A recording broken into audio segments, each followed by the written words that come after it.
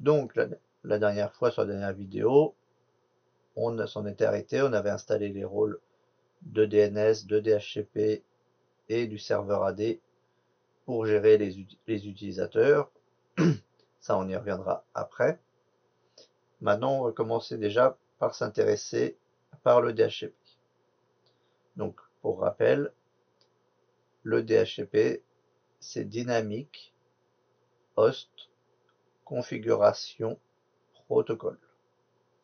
C'est le protocole qui va permettre de donner des adresses IP à des machines qui n'ont pas d'adresse IP et qui sont configurées du coup en DHCP. Et donc c'est ce qui va permettre que les machines puissent communiquer avec le réseau auquel elles sont reliées. Pour arriver ici, j'ai été dans le gestionnaire de serveurs qui par défaut se lance automatiquement quand on rentre dans la session. J'ai cliqué sur DHCP qui est apparu après l'installation et chose qu'on avait vu la dernière fois, j'avais aussi ici sur le drapeau validé le serveur DHCP pour utilisation dans l'AD, l'Active Directory. Donc maintenant je vais sur la ligne bleue qui correspond au serveur sur lequel on veut gérer le DHCP.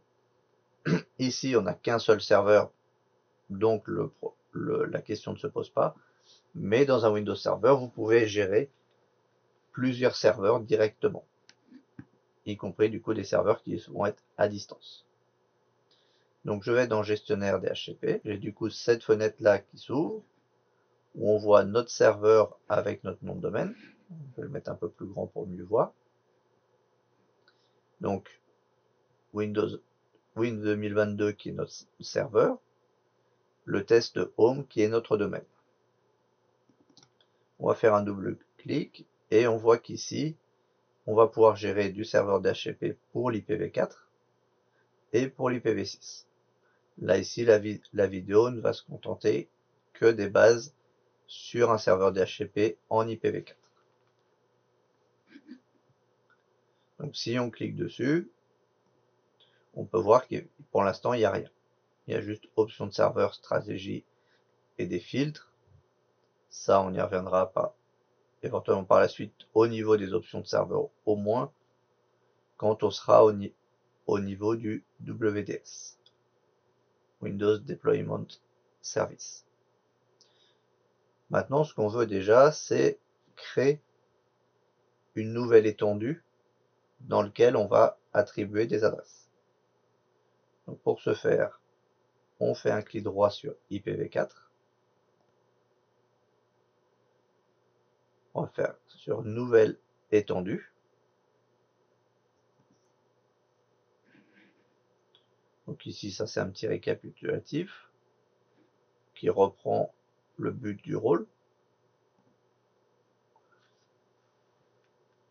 Ici, on lui donne un nom pour s'y retrouver. Donc là, je vais faire réseau box par exemple, le réseau principal. Description, on n'est pas obligé. Ici, adresse IP de début, donc c'est-à-dire la première adresse qui sera assignée par le serveur DHCP. Donc on va commencer par exemple à 65. Et l'adresse de fin 198 75. Donc ici, on pourrait penser que on a 10 adresses disponibles. Mais il ne faut pas oublier que la première adresse compte dans le lot. Donc ça veut dire qu'on est à 11 valeurs. Puisque de 65 à 75, si vous comprenez le 65 aussi, vous allez vous retrouver bien avec 11 valeurs différentes. Donc ça peut faire jouer à une plage près, mais si dans un exercice on vous demande 30 adresses ou 35 adresses, bah du coup vous pouvez vous retrouver avec une valeur différente et donc potentiellement perdre des points sur un exercice, si c'est un exercice qui est noté. Ensuite, ce qu'il ne faut pas oublier, c'est de modifier le masque de réseau. Ici, on est sur un réseau de classe C standard. Donc, on est sur un masque de 3 x 255, soit 24 en valeur CIDR. Donc ici, on ne va pas y toucher. Mais il est important de bien vérifier tout de suite votre masque, car vous ne pourrez pas le changer après.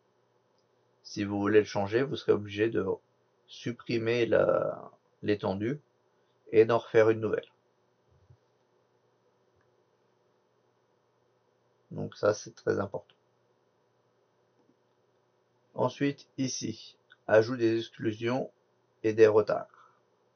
Donc ici, c'est si par exemple j'ai une machine qui va être comprise dans le réseau, dans la plage du DHCP, mais que je ne peux pas changer. Par exemple, il y a déjà une imprimante qui a été configurée à 192.168.0.70. Bah, du coup, cette adresse-là, on ne veut pas risquer un conflit d'adresse. Donc du coup, on va lui dire au DHCP d'exclure. Il va donner la 069 comme adresse IP, et ensuite celle qui donnera juste derrière, ça sera la 071. Donc là, j'en mets qu'une seule. On peut mettre des plages entières également.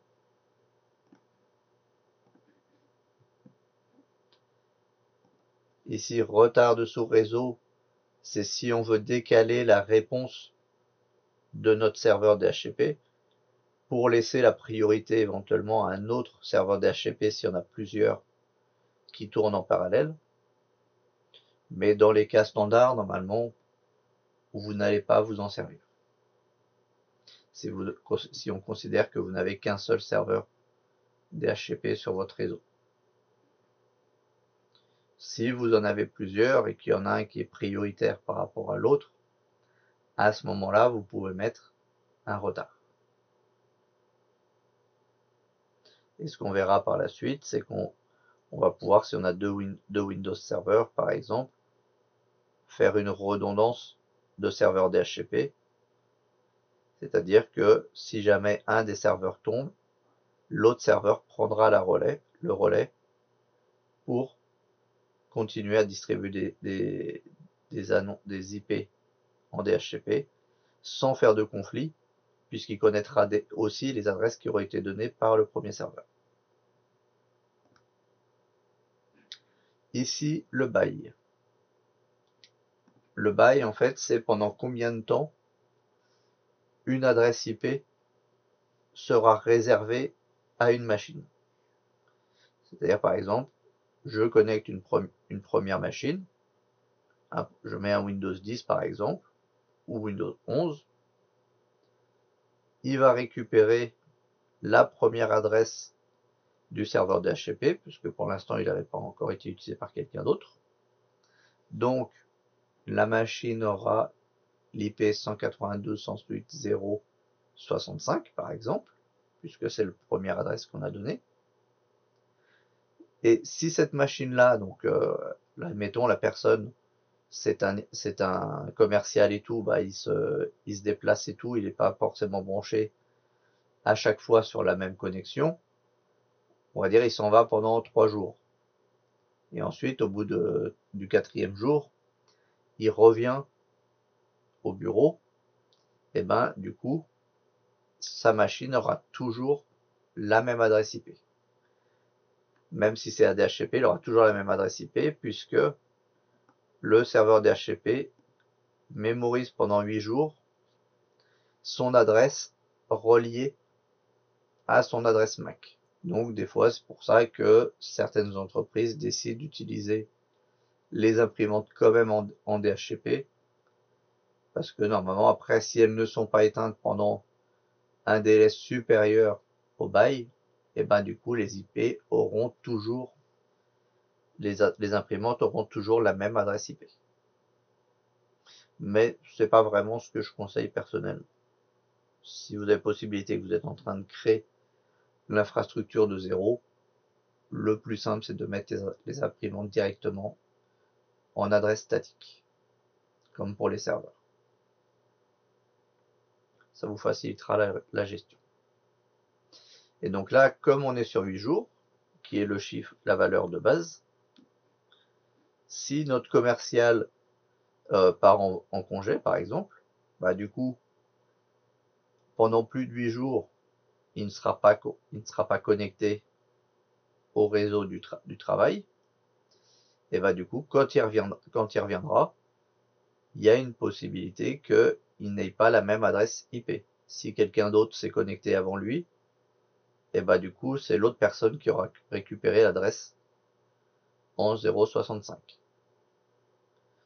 Et le commercial se verra attribuer une nouvelle adresse IP. Bon, pour lui, ça ne va rien changer, puisque lui, il s'occupe pas de savoir sur quelle adresse il est connecté. Du moment qu'il a accès à toutes les ressources nécessaires pour travailler, il n'a pas à s'en occuper. Mais voilà, c'est pour expliquer le rôle du bail. Donc, en général, on peut laisser 8 jours, donc ça fait une semaine, un peu plus d'une semaine complète. Donc ça laisse aux gens le temps de se reconnecter. Mais par exemple, un cas où c'est intéressant de mettre un bail court, c'est par exemple quand il y a beaucoup de connexions sur un hotspot. Par exemple à McDo ou sur un centre commercial par exemple. Bah, du coup, vu le nombre qui peuvent potentiellement se connecter au Wi-Fi, bah, plutôt que d'avoir des adresses qui vont être bloquées et qui vont pas pouvoir être réassignées, bah du coup on met un temps court, par exemple on va dire 2 heures, et ça fait que la personne, bah, au bout de 2 heures, si elle a fini de manger ou elle a quitté le centre commercial, et bah du coup au bout de 2 heures, l'adresse pourra être réassignée à quelqu'un d'autre. Puisqu'il faut bien comprendre que les nombres d'adresses dans un serveur d'HTTP ne sont pas infinis. Par exemple ici, on en a attribué 11, on en a déjà retiré une valeur pour notre imprimante. Du coup, il ne reste que 10 valeurs. Donc ça fait que là, si on a 10 personnes temporaires qui se connectent, ils n'auront pas de problème.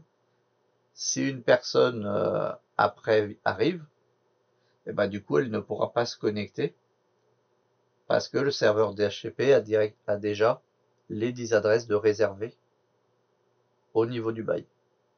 Donc du coup, comme c'est réservé au niveau du bail, il ne peut pas les réattribuer. C'est pour ça qu'il faut modifier la durée du bail en fonction de la spécificité d'où vous mettez en place le serveur DHCP. S'il y a beaucoup de trafic, des trafics courts, de courte durée, à ce moment-là, il vaut mieux descendre la durée du bail plutôt que d'augmenter le nombre d'adresses possibles qu'on peut attribuer. Surtout que selon le réseau qui a été donné, vous ne pouvez pas forcément en attribuer beaucoup. Donc voilà, ça c'était l'explication pour essayer de bien vous faire comprendre le principe du bail. Donc effectivement, en général, c'est pas ce qu'on va changer le plus, mais selon les cas, vous pouvez en avoir besoin. C'est pour ça qu'il faut avoir bien compris au moins le principe. Donc maintenant, voilà, là on rentre dans des opérations qui sont importantes pour le bon fonctionnement d'une machine auquel on a attribué une adresse IP. En réalité, là, on pourrait ne pas configurer ces opérations-là, les paramètres, ces options maintenant.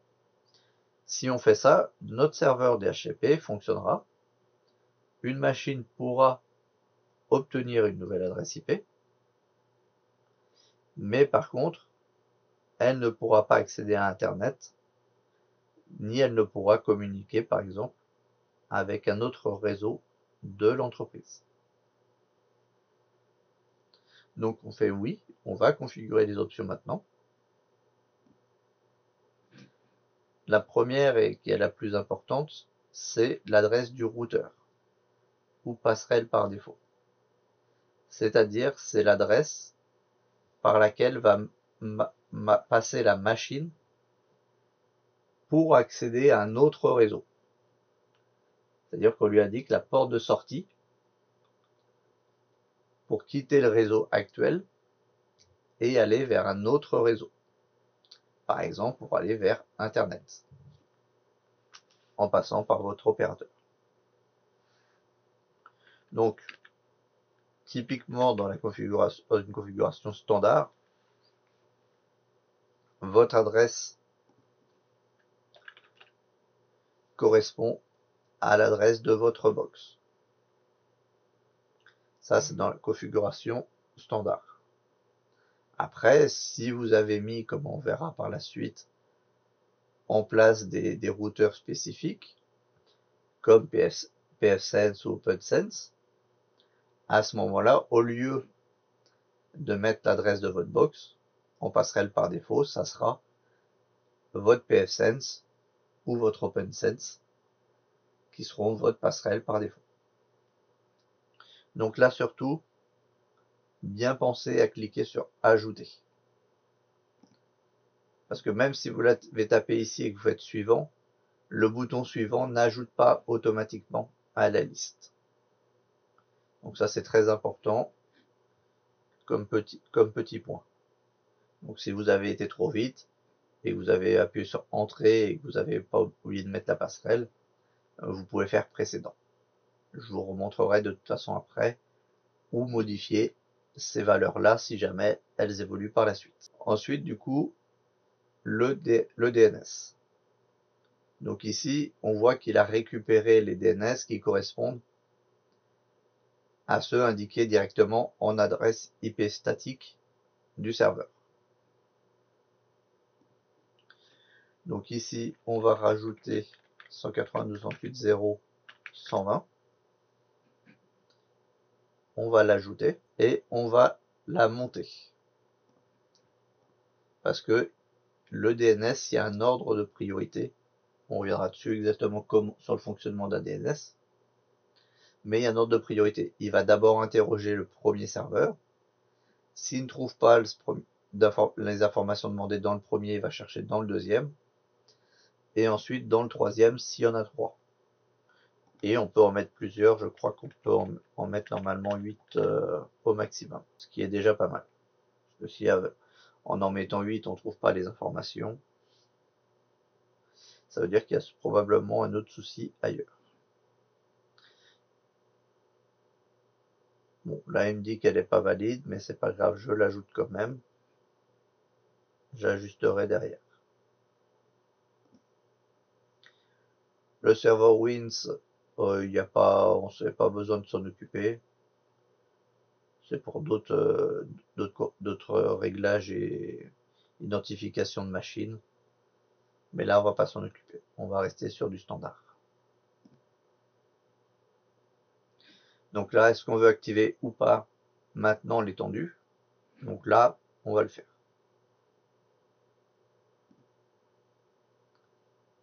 On va faire terminer. Et voilà, maintenant,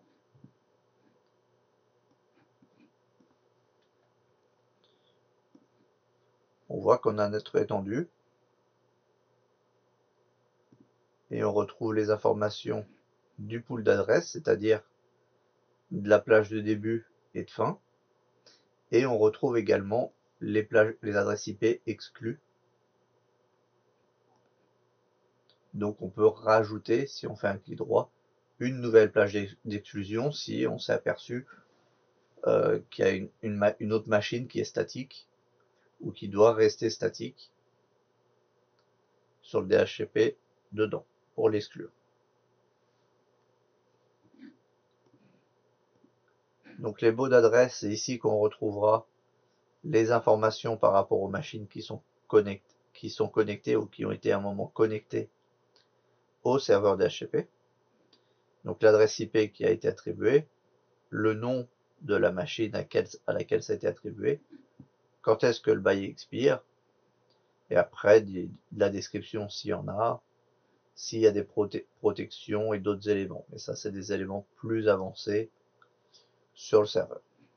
Mais ce qui est important déjà, c'est de pouvoir retrouver dans la liste l'IP du client, le nom et l'expiration. Sachant que du coup, on peut supprimer une ligne des baux d'adresse pour que ça relibère automatiquement, enfin, ça relibère directement l'adresse IP.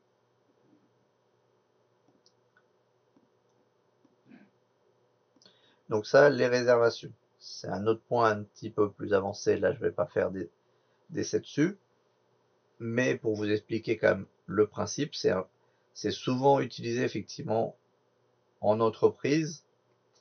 C'est-à-dire que, par exemple, sur les imprimantes, on va récupérer l'adresse MAC de l'imprimante et on va lui dire que dans la zone de DHCP, telle adresse MAC correspondra forcément toujours à, par exemple, 192.168.0.66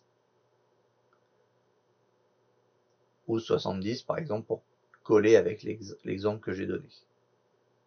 Donc dans ce cas-là, le serveur DHCP, même si on ne le met pas dans les exclusions, sera que cette adresse-là n'est pas applicable à aucune autre machine que l'imprimante qui a telle adresse MAC. C'est ce qu'on appelle de la gestion d'IP par MAC. C'est comme ça qu'on peut bloquer notamment au niveau de la box des connexions au Wi-Fi en utilisant les adresses MAC. Donc petit rappel, les adresses MAC sont des adresses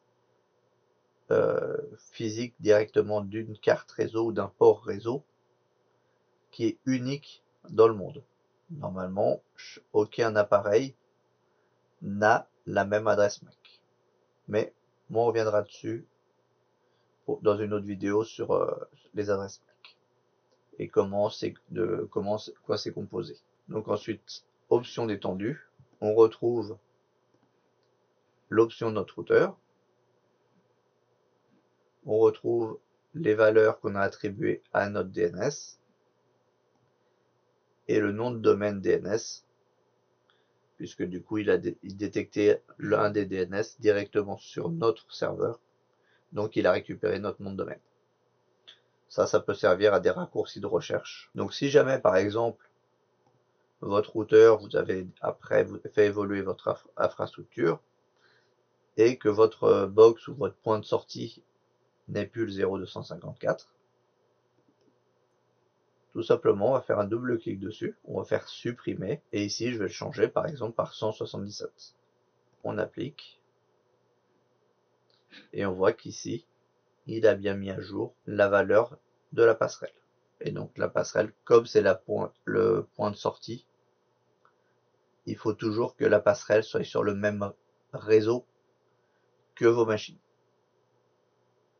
Si vous mettez une passerelle sur un réseau différent, selon les endroits où Windows vous le dit, déjà qu'il risque d'y avoir un souci, mais surtout, du coup, il ne pourra pas accéder à la porte de sortie puisqu'elle est déjà sur un autre réseau et qu'il n'aura pas de porte de sortie pour y aller. Donc, si jamais vous faites des manipulations et que vous avez des problèmes sur Internet, vous avez des grosses chances des soucis pour accéder à Internet, il y a des grandes chances que le problème vienne de la passerelle indiquée. Et donc ici, vous voyez, on a toute une liste qui est assez importante d'options qu'on peut rajouter à notre serveur DHCP. Donc ici, on va pas s'en occuper, mais s'il y avait besoin, on pourrait indiquer directement des serveurs POP ou SMTP liés aux adresses mail pour dire sur les applications de mail sur un PC en DHCP qu'ils sachent où aller chercher les informations. Mais là, dans ce qu'on peut rajouter, voilà. On a le serveur NTP qui peut être rajouté éventuellement.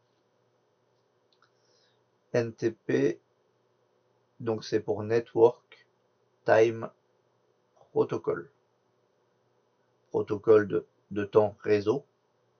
Et en fait, du coup, c'est le serveur qui va permettre de mettre toutes les machines à l'heure. Donc par exemple, si toutes les machines sont synchronisées sur un serveur NTP qui est quelque part en France, ou qui peut être même votre serveur Windows, on peut installer un rôle de serveur NTP sur un serveur Windows, et donc c'est lui qui va synchroniser toutes les machines qui sont en DHCP. Ça peut servir surtout si vous avez des vieilles machines qui ont des problèmes de piles et qui du coup perdent régulièrement la date et l'heure au démarrage. Bah, au moins du coup, comme votre machine est directement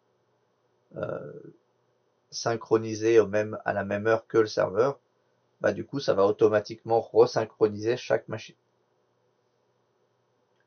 Un autre intérêt, et ça c'est bien à retenir pour du dépannage, c'est que normalement s'il y a une différence de 5 minutes en plus ou en moins entre le serveur AD et la machine cliente, la machine cliente ne pourra pas se connecter.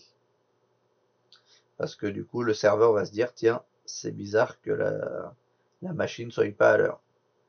Parce qu'il peut y avoir des attaques qui sont faites via des modifications d'heures pour essayer de bypasser certains certificats qui seraient expirés en modifiant la date et l'heure. Et donc pouvoir ainsi pénétrer dans des failles. Donc c'est pour ça que si jamais une machine n'arrive pas à se connecter à un serveur pour l'AD, il faut vérifier que le serveur et la machine aient bien la même heure.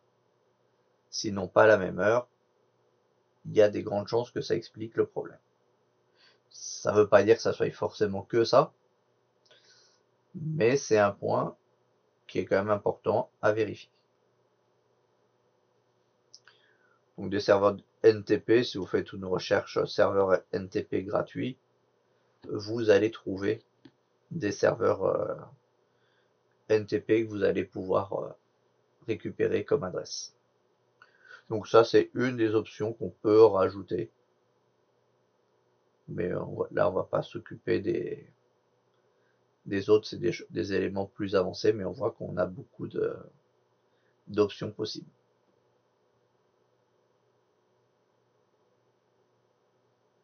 Mais les deux principaux comme options, celles qui sont demandées, c'est le routeur et le serveur DNS. Si vous n'avez pas de nom de domaine DNS, c'est pas grave, ça fonctionnera quand même.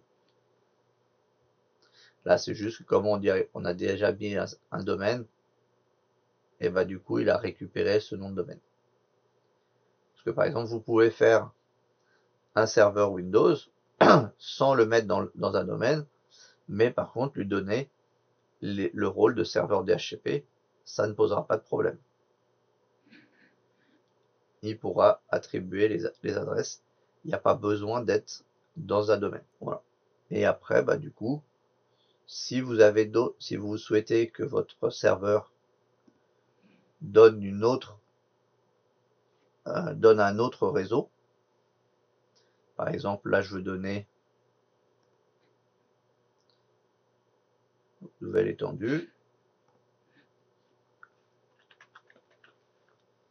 VLAN 20 par exemple, parce que si on va dire qu'on a un VLAN différent, mais on veut que ça soit le même serveur qui attribue aussi à ce VLAN, bah on va rajouter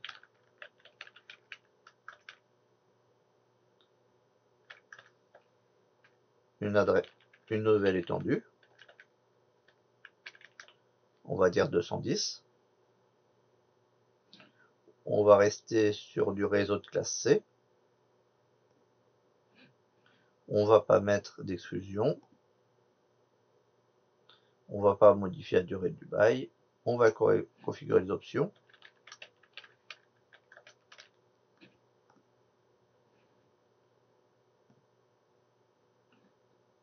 mon routeur, je mets lui-même, je vais remettre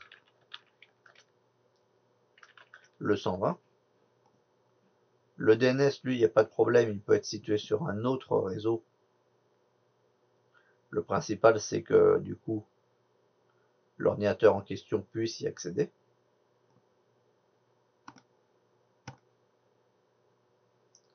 Donc du coup, je fais suivant. Le Wins, on n'y touche pas. Et je veux activer maintenant. Donc maintenant, on voit qu'on a deux étendues pour le VLAN 20 et le réseau box. Donc du coup, là, on voit bien qu'on peut gérer plusieurs serveurs DHCP à partir d'un seul et même serveur. Par contre, on reviendra quand on sera sur la partie routeur, que c'est au niveau du routeur qu'il y aura une option à configurer. Puisque par défaut, une trame de DHCP qui envoie les informations à un client ne peut pas quitter son réseau. Donc du coup, étant donné que c'est le réseau 192.168.0 qui donne les informations, bah du coup la trame 192.168.20 du DHCP ne pourra pas quitter le premier réseau. Ça c'est au niveau du switch ou du routeur qu'il va falloir le configurer. Ça on y reviendra quand on sera sur le pfSense ou l'OpenSense. Pour activer cette option, je vous la donne quand même si vous souhaitez faire déjà des recherches. C'est ce qu'on appelle le DHCP relais. En gros, c'est un relais DHCP où on va dire au switch ou au routeur de prolonger la trame vers un autre réseau afin de pouvoir attribuer une adresse IP à cet élément-là. Donc c'est là que c'est important d'avoir aussi la bonne passerelle, puisque c'est la passerelle en général qui va servir à faire le relais. Et donc maintenant, par exemple, si je me rends ici sur mon Proxmox, je crée une nouvelle machine, test DHCP. Chez vous, vous pouvez utiliser n'importe quelle machine que vous avez également sur VMware, un petit Linux, un Windows 10 que vous avez, un Windows 11, peu importe.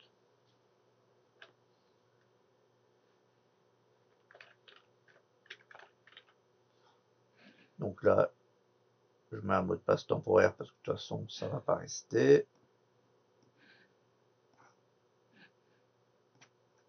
Ça, ces opérations-là, j'y reviendrai dessus quand on sera sur le Proxmox. La différence entre une machine. Donc ici, je vais mettre en DHCP sur le VMBR 0 et je démarre après qu'il ait été créé.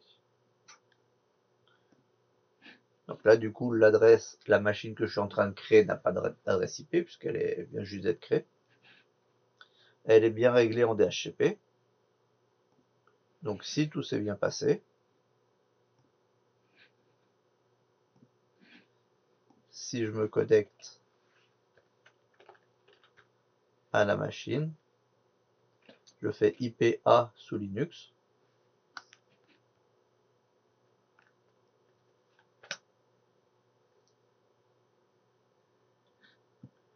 On voit qu'elle a récupéré une adresse, mais on voit qu'elle a récupéré en 167. Donc, on voit que ça ne correspond pas à notre plage de DHCP, puisque notre plage de DHCP commence à 65. Ça, c'est normal, et ça, vous aurez plus ou moins le même souci, on va dire, selon comment vous configurez. Ici, j'ai configuré sur le réseau de ma box, et ma box envoie déjà une adresse DHCP également aux autres machines.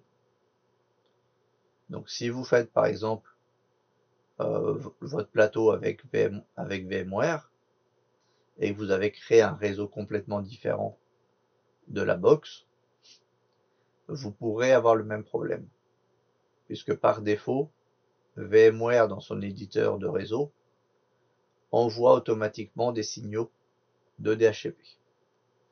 Donc il faut bien penser à aller dans les réglages de VMware pour pouvoir couper le DHCP. Si vous n'êtes pas sur VMware, que vous le testez du coup sur une machine à côté sur un Proxmox comme là, du coup il faudra faire attention à ce moment-là à la box, et au moins pour des essais désactiver le DHCP de la box.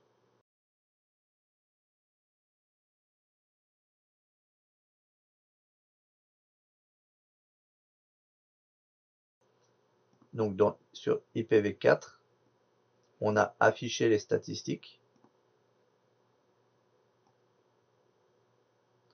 et on voit ici qu'il y a eu des offres et des découvertes et des demandes. Donc ça veut dire qu'il y a bien eu des éléments, il a bien reçu des demandes d'un DHCP. Donc ça veut dire qu'il est fonctionnel. C'est juste qu'il n'a pas renvoyé d'informations, puisque la box a renvoyé plus vite. Donc c'est pour ça qu'en général on évite d'avoir deux serveurs DHCP en parallèle et différents sur le même réseau, pour simplifier la gestion et pour éviter qu'il y en ait plus ou moins l'un qui prenne le pas sur l'autre. En général, il y en a toujours un qui est plus rapide que l'autre, et en général c'est la box qui est plus rapide. Donc voilà, les petits points à faire attention.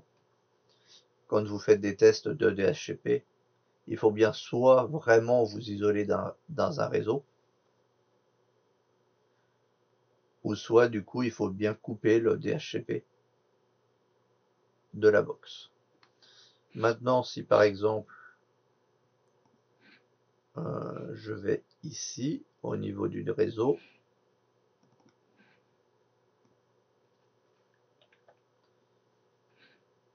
je vais dire qu'on est au niveau du 20. Oui, mais non, ça marchera pas parce qu'on n'a pas encore fait le relais. Je veux pas rallonger trop non plus en donnant des informations que l'on verra en détail plus tard. Mais voilà, le principe du DHCP et les éléments minimums à son bon fonctionnement. Maintenant, vous les avez.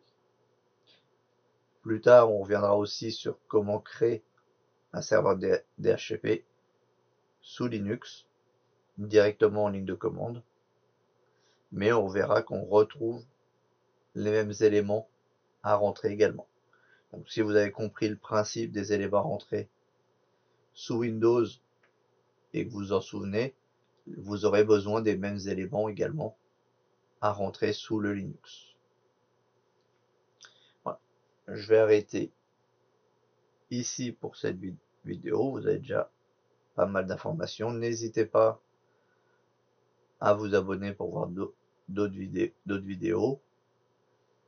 Et n'hésitez pas non plus à m'envoyer en commentaire des questions que vous auriez et j'essaierai d'y répondre. Merci et à bientôt.